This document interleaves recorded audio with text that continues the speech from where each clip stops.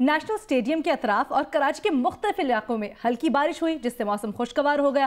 Karachi Kings और Islamabad United ने हल्की बूंदाबांदी में प्रैक्टिस की, जबकि महकमा मौसमियात का बताना है कि मैच के दौरान बारिश का इम्कान नहीं है। शायकीन क्रिकेट खुशगवार मौसम में मैच से लुत्फानंदोज होंगे। और पीएसएल का आज मैच देखने के लिए भी लोगों की बड़ी तादाद ने स्टेडियम का रुख करना शुरू कर दिया है। हकीम सईद ग्राउंड में कायम आजी पार्किंग में इस वक्त क्या सूरत हाल है, ये जानेंगे वहां पर मौजूद उमामा मलिक से। प्ले ऑफ सीरीज़ का आगाज़ हो चुका है और शहर कराची वाले जो है वो बहुत ज़्यादा एक्साइटमेंट में आ चुके हैं। इस वक्त कुछ वक्त बाकी है मैच शुरू होने का, लेकिन इसके बावजूद जो मुख्तलिफ पार्किंग स्पॉट्स मुख्तस किए गए हैं वहाँ पर शायकीन क्रिकेट जो है वो रफ्ता रफ्ता पहुँचना शुरू हो गए हैं। हम आपको रिपोर्ट कर रहे हैं यूनिवर्सिटी रोड पर हकीम सईद ग्राउंड से, और यहाँ पर जो है वो क्रिकेट के दीवानों के लिए, क्रिकेट के मतवालों के लिए पार्किंग बनाई गई है। शटल सर्विस भी यहाँ से कुछ देर बाद रवाना की जाएगी। जो लोग यूनिवर्सिटी रोड पर और अतराफ में मुकीम है वो बाआसानी यहाँ पहुँच सकते हैं। यहाँ पर अपनी गाड़ियाँ बिल्कुल इत्मीनान से पार्क करने के बाद शटल सर्विस में रवाना होकर स्टेडियम तक पहुँच सकते हैं। आज मौसम भी काफ़ी बेहतर हो गया है, इसलिए ये तवक्का की जा रही है कि क्रिकेट के देखने वाले जो हैं उनका काफ़ी ज़्यादा जो क्राउड है वो आज स्टेडियम में मौजूद होगा। जी, PSL 4 के प्ले ऑफ मरहले का आगाज होने वाला है। इसमें कुल कितने मैचेस होंगे, किस टीम को हारने के बाद फाइनल तक पहुंचने का एक मौका और मिलेगा, जान लेते हैं इस रिपोर्ट में। PSL 4 में तारीख एक बार फिर अपने आप को दोहरा रही है और दो पुराने हरीफ यानी पेशावर ज़ल्मी और कोयटा ग्लैडिएटर्स प्लेऑफ में आमने सामने हैं। दोनों टीमों के माजी के मुकाबलों को देखें तो जीत का पलड़ा कोयटा ग्लैडिएटर्स के हक में झुका हुआ है। कुल 12 टाकरे हुए, जिसमें 6 कोयटा तो 5 टाकरे ज़ल्मी ने जीते, जबकि एक मुकाबला बारिश की नजर हुआ। लेकिन इन मुकाबलों में से 2 टाकरे फाइनल के क्वालिफायर में हुए और दोनों में कोयटा ज़ल्मी को 1 रन से शिकस्त देकर फाइनल तक रसाई हासिल करने में कामयाब हुई। अलबत्ता 2017 में ज़ल्मी ने कोयटा से क्वालिफाइंग राउंड की शिकस्त का खूब बदला लिया। एलिमिनेशन राउंड जीतकर लाहौर के कज़ाफी स्टेडियम पहुंची और कोयटा ग्लैडिएटर्स को 58 रन से हराकर PSL 2 का टाइटल अपने नाम किया। ज़ल्मी का गुस्सा तब भी ठंडा न हुआ। 2018 में जब दोनों टीमें एलिमिनेशन राउंड में आमने सामने आई तो ज़ल्मी ने कोयटा ग्लैडिएटर्स को सिर्फ 1 रन से हराकर टाइटल की दौड़ से बाहर किया। लेकिन ये माजी था। इस सीजन में ज़ल्मी अब तक कोयटा ग्लैडिएटर्स को शिकस्त देने में नाकाम रही है, तो डैरेन सैमी को बेहतर गेम दिखाना होगा, क्योंकि कोयटा के न सिर्फ शेन वॉटसन PSL के बेहतरीन बैट्समैनों की फहरिस्त में टॉप पर हैं, बल्कि उमर अकमल, रायली रूसो के बाद अहमद शहजाद भी बेहतरीन फॉर्म में हैं, जो ज़ल्मी के बॉलिंग अटैक में शामिल हसन अली, वहाब रियाज, समीन गुल, उमैद आसिफ और टिमोल मिल्स के लिए चैलेंज बन सकते हैं। कप्तान डैरेन सैमी को अपने batsman Imam ul Haq, Kieron Pollard, Liam Dawson, Misbah ul Haq और उमर अमीन को एक बड़ा स्कोर करने और कामरान अकमल को अपनी बेहतरीन परफॉर्मेंस जारी रखने का मशवरा देना होगा। जबकि साथ साथ ये भी बताना होगा कि कोयटा के सुहेल तनवीर, मोहम्मद नवाज, फवाद अहमद, मोहम्मद हसनैन, गुलाम मुदस्सिर और DJ ब्रावो से अपनी विकेटें बचाकर रखे, क्योंकि सरफराज फाइनल तक रसाई के लिए जान मारेंगे और डैरेन सैमी को टफ टाइम देंगे। ऐसे में जीत किसकी होगी, शायकीन क्रिकेट को इसका बेसब्री से इंतजार है। ताज़ा अपडेट दें आपको। पाकिस्तान पीपल्स पार्टी के चेयरमैन बिलावल भुट्टो जरदारी से असेंबली पहुंच गए हैं। वज़ीर आला सिंध ने बिलावल भुट्टो का इस्तकबाल किया है। मजीद तफसीलात जानेंगे, कामरान रजी हमें ज्वाइन कर रहे हैं। जी कामरान। जी, बिलावल भुट्टो जरदारी तकरीबन आधे घंटे से ज़ायद गुजर चुका है, सिंध असेंबली में मौजूद है। यहाँ जब बिलावल भुट्टो पहुंचे तो वज़ीर आला सिंध मुराद अली शाह, स्पीकर आगा सिराज दुरानी, कायम अली शाह, मंजूर वसान और दीगर जो रहनुमा थे उन्होंने बिलावल का इस्तकबाल किया। और सबसे पहले बिलावल भुट्टो ने नायब की ज़ेर हिरासत स्पीकर सिंध असेंबली आगा सिराज दुरानी से मुलाकात की और आगा सिराज दुरानी ने उनके साथ जो भी सूरत हाल पेश आई है, जो वाक़या है, उसके मुतालिक पार्टी के चेयरमैन को आगाह किया। इस मुलाकात में ज़राए बताते हैं कि वज़ीर आला सिंध और कायम अली शाह, वज़ीर आला सिंध मुराद अली शाह और कायम अली शाह भी मौजूद उठे। इस वक्त बिलावल भुट्टो जरदारी से पीपल्स पार्टी के जो सूबाई वज़रा हैं और अरकान सिंध असम्बली हैं, उनकी मुलाकात इस वक्त जारी है वज़ीर आला सिंध के चैम्बर में। और सिक्योरिटी के इंतहाई सख्त इंतजाम किए गए थे। आज तमाम जो पासेस थे वो मनसूख कर दिए गए थे। अपोजिशन पहले ही ऐलान कर चुकी थी, grand democratic alliance Pakistan Tehreek Insaf और MQM के अरकान के वो 2 दिन तक असम्बली के इजलास में शिरकत नहीं करेंगे। अभी तक सिंध असम्बली का इजलास 2 घंटे से ज्यादा हो चुके हैं, शुरू नहीं हुआ है। ताहम हमें चंद जो पाकिस्तान तहरीक इंसाफ के अरकान सिंध असम्बली है वो नजर आ रहे हैं। और अब से कुछ देर बाद बिलावल भुट्टो जरदारी की स्पीकर आगा सिराज दुरानी से भी मुलाकात हुई है, जबकि अरकान असम्बली से भी मुलाकातों का सिलसिला जारी है। कामरान रजी, आपने अपडेट किया, शुक्रिया आपका।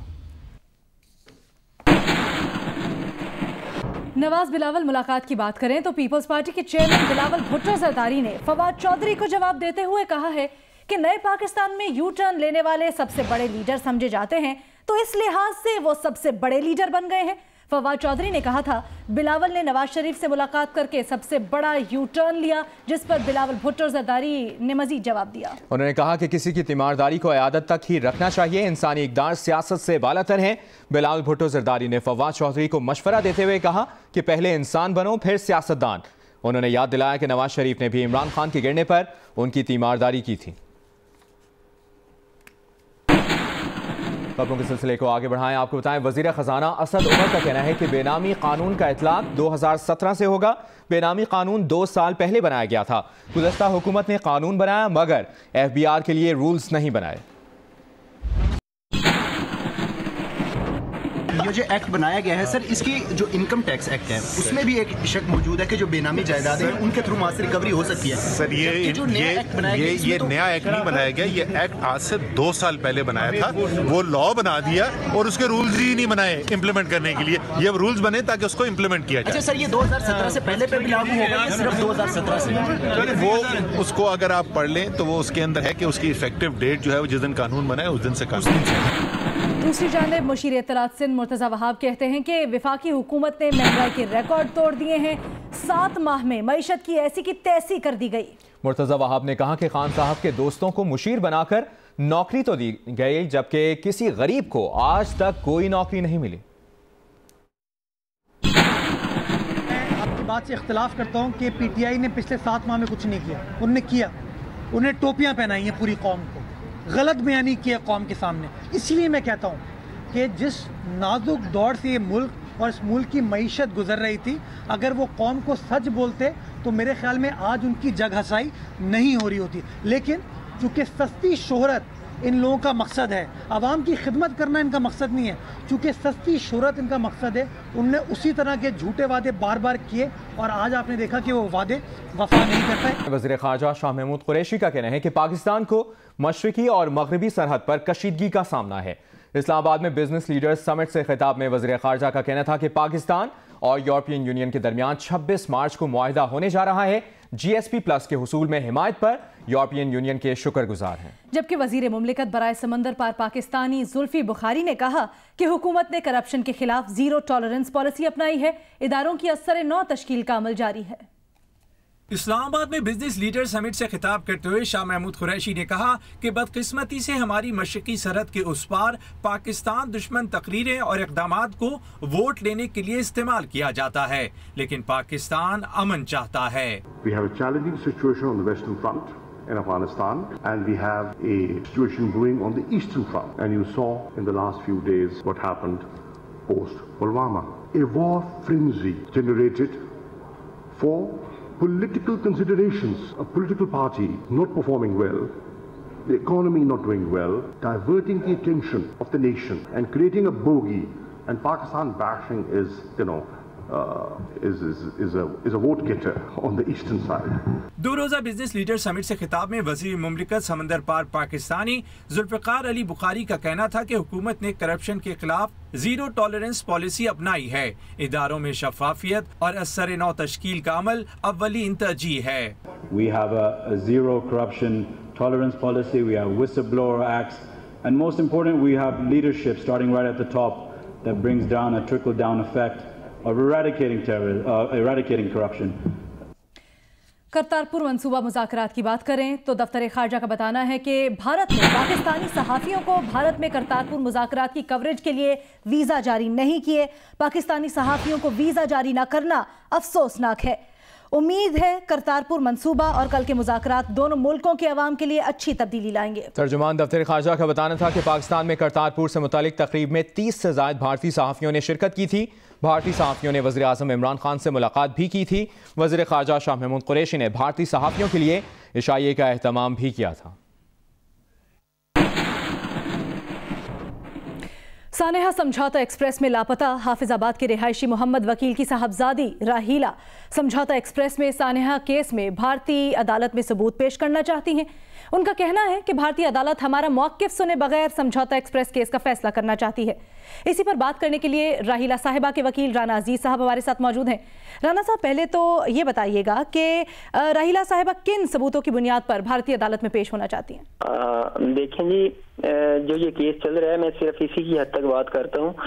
जो अक्यूज जिसमें हैं 3-4 बाकी रह गए हैं, कुछ तो जिनकी डेथ हो गई है और उनके अलावा जो अभी बचे हैं वो सिर्फ इंसिडेंट यानी बीइंग आई विटनेस वहाँ पेश होना चाह रहे हैं वहाँ की, क्योंकि कुछ लोग हॉस्टाइल हो चुके हैं आई विटनेस वहाँ के इंडिया के, और हॉस्टाइल होने की बिना पे ही हमें बहुत ज़्यादा ये मतलब कि लगता है कि शायद वो रिलीज हो जाएं, एक्विट हो जाएंगे एक्यूज।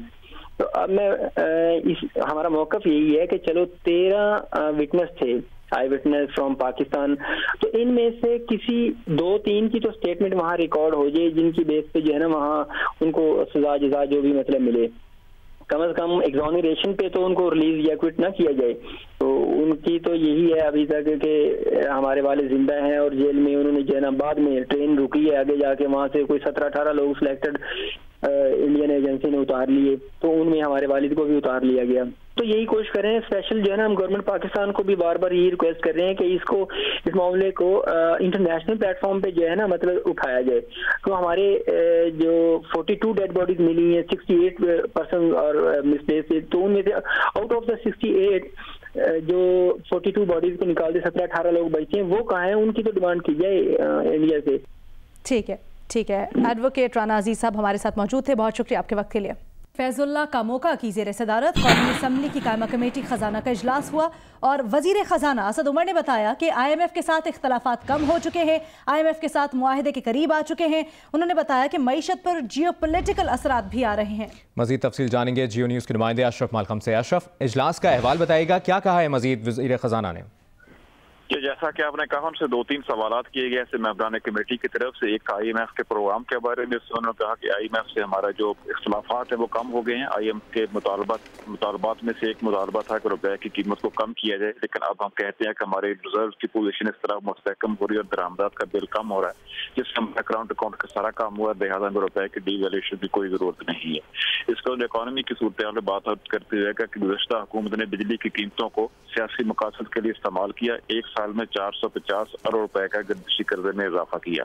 गैस कंपनियों के निर्ख बारे भी उन्होंने कहना था 150 अरब रुपए का नुकसान हुआ गैस सेक्टर में गुज़श्ता हुकूमत की पॉलिसियों की वजह से। साथ ही उन्होंने FATF के बारे में बात करते हुए कहा कि FATF ने हमसे मुतालबा किया था कुछ अदारों की जो असेसमेंट है उसको दोबारा किया जाए। रिस्क असेसमेंट को हमने दोबारा उसकी वैल्यूएशन करके जो मीडियम रिस्क वैल्यूएशन वाले इदारे थे रिस्क में कर दिया है। अब मसला उसकी रिपोर्ट हमने भिजवा दी है और उस रिपोर्ट पे FATF हमसे मुतमैन है।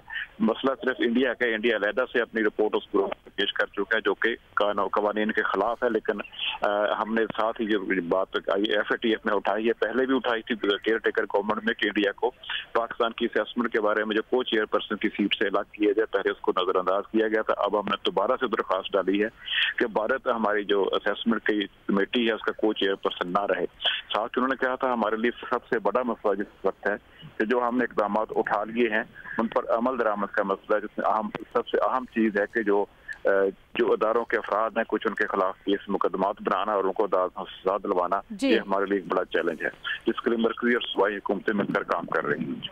बहुत शुक्रिया अशरफ मलकम।